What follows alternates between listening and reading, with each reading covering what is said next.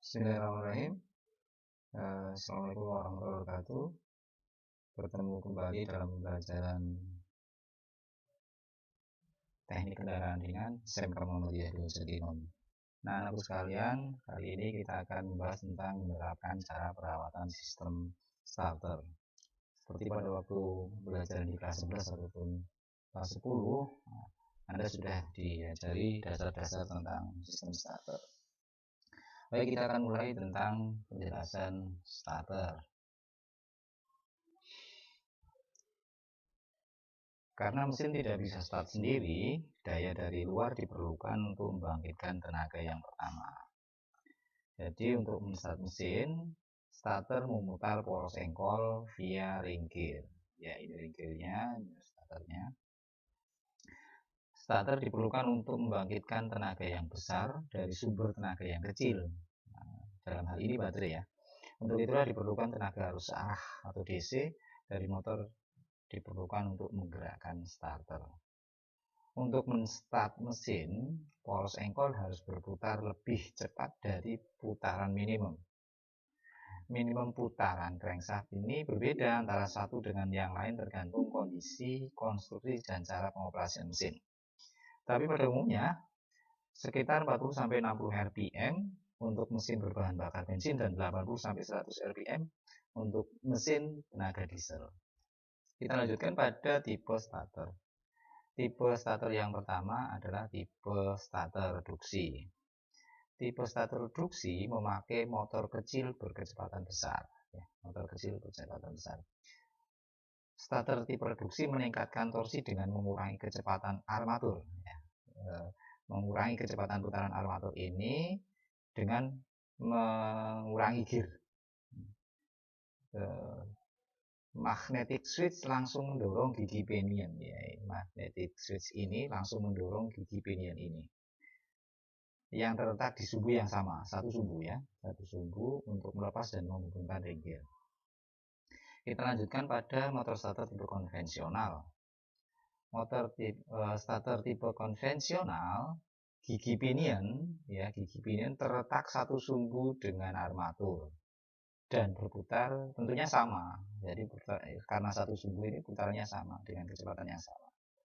Tuas penggerak atau drive lever ini ditautkan dengan magnetic switch yang mendorong gigi pinion. Jadi ketika ini bergerak ke sana, gigi pinion ini kan mendorong ke sana, arahnya ke sana, dan menyebabkan bertautan dengan ring gear. Ring gearnya di depan ini ya.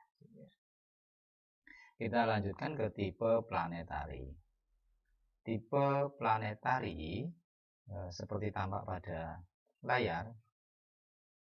Starter tipe planetary memakai planetary gear. Ya, ini tipe planetary gearnya di sini. Memakai planetary gear untuk mengurangi kecepatan berputarnya armatur. Jadi armatur ini kecepatannya tentunya tidak sama dengan di sini karena dikurangi atau direduksi ya oleh planetary gear.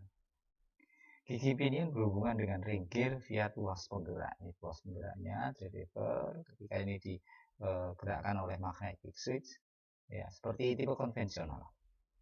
Kita lanjut pada tipe planetary reduksi dengan segmen konduktor, atau ini disebut sebagai tipe PS. Bagaimana bentuknya? Seperti ini ya, tipe planetary reduksi. Tipe PS ini menstart dengan memakai magnet permanen. Nah, ada perbedaan di magnet permanen dalam field coilnya, medan magnet, gulungan medannya ya. Mekanisme pertautan dan pelepasan atau disebut engagement dan disengagement bekerja dengan cara yang sama dengan tipe planetary. Oke, kita akan bahas sedikit ke depan tentang karakteristik dari motor DC. Jadi sirkuit motor pada dasarnya terdiri hanya koil saja, gulungan. Nilai hambatan di dalam sirkuit sangat kecil karena hanya nilai hambatan koil. Seperti kita ketahui, koil itu terbuat dari tembaga, ya, sehingga hambatannya kecil. Sesuai dengan hukum Ohm, nilai itu harus meningkat bila tegangan baterai itu konstan. Tegangan baterai konstan dan nilai hambatannya kecil. maka sejumlah besar arus mengalir ke starter dan torsi maksimum timbul pada saat starter mulai berputar. Torsi maksimum pada saat torsi. Karena motor dan generator itu hampir sama, ya hampir sama konstruksinya, namun arah berlawanan atau kontur daya elektromotif.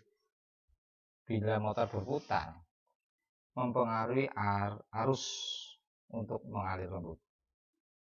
Karena kontur daya elektromotif menjadi lebih besar saat kecepatan starter meningkat, jadi starter semakin meningkat, seperti ini RPM-nya ya, kecepatan semakin meningkat,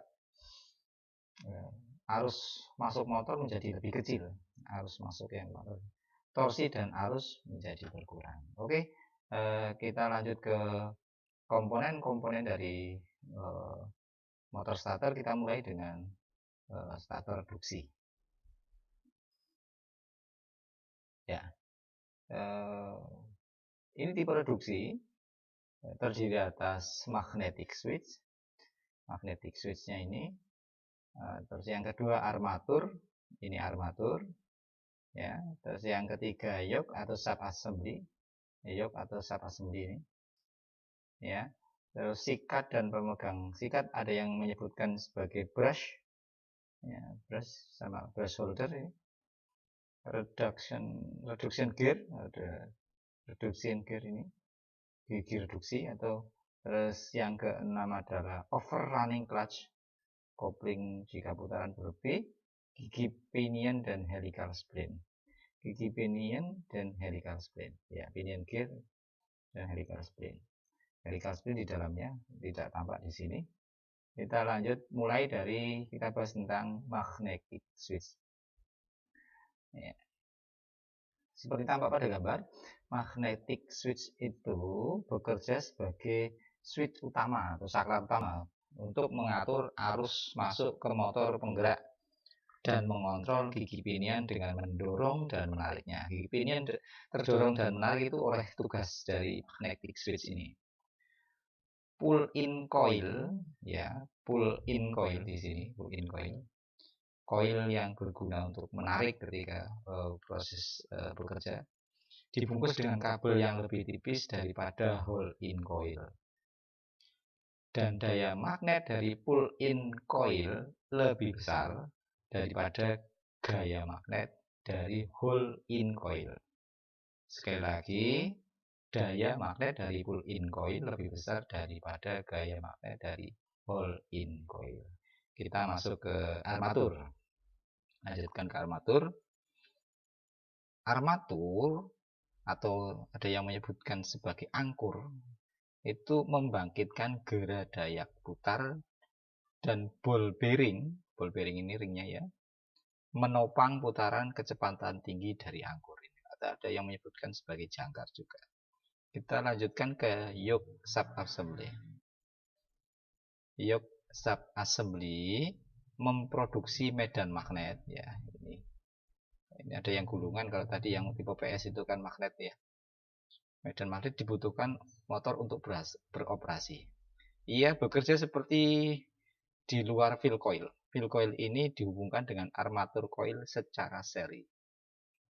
Oke, kita lanjut ke brush, sikat, dan pemegang sikat.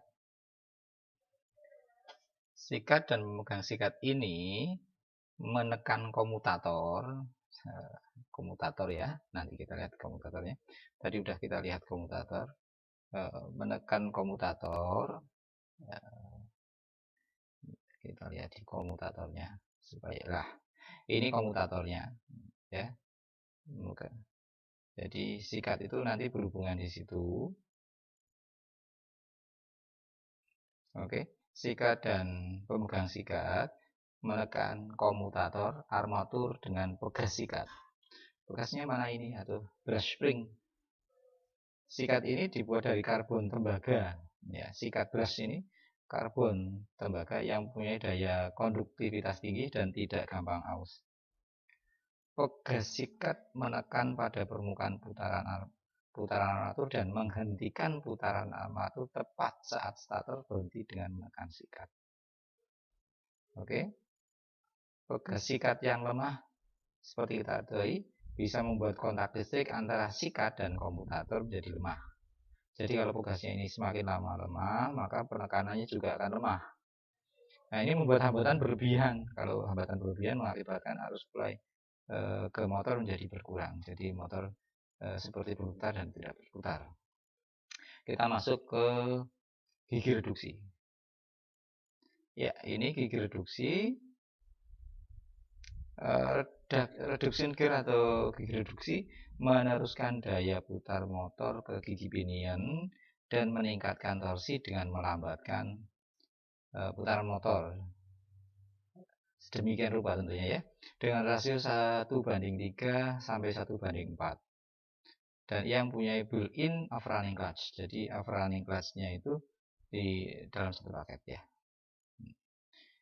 Kita lanjut ke overrunning clutch ya, detail dari overrunning clutch. Overrunning clutch ya. Oke, masuk overrunning clutch. Overrunning clutch ini meneruskan putaran ke mesin via gigi pinion. Untuk mencegah starter rusak karena putaran terlalu tinggi, overrunning clutch berfungsi untuk melakukan hal ini. Oke, bagaimana? Kita lanjutkan ya. Oke.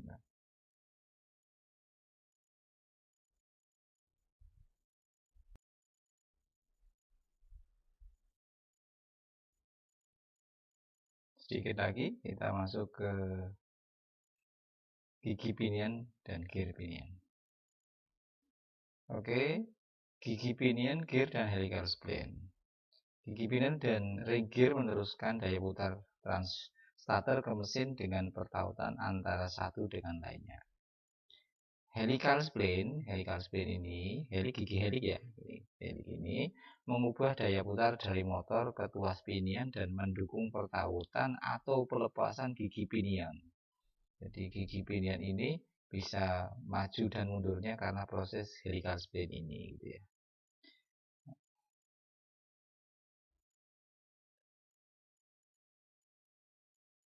Ya, kita lanjut ke magnetic switch ini. Magnetic switch, oke. Magnetic switch itu memiliki dua fungsi, yaitu ketika motor on atau off ya, mengikat gigi pinion dan melepaskan. Terus magnetic switch juga beroperasi dalam 3 tahap bila starter dijalankan. Ya, pull in coil, motor on, bertautan. Hold in coil, tahan pada on, hold itu tahan, mengirim gaya putaran. Terus dan ketika proses return ya ke off dan melepaskan. Jadi dia punya 3 fungsi ya, 3 fungsi. Oke. Baik anak-anak, cukup sampai di sini dulu. Semoga penjelasan kali ini bermanfaat. Dicukupkan, kita akan bersambung pada materi selanjutnya masih dalam motor starter. Assalamualaikum warahmatullahi wabarakatuh.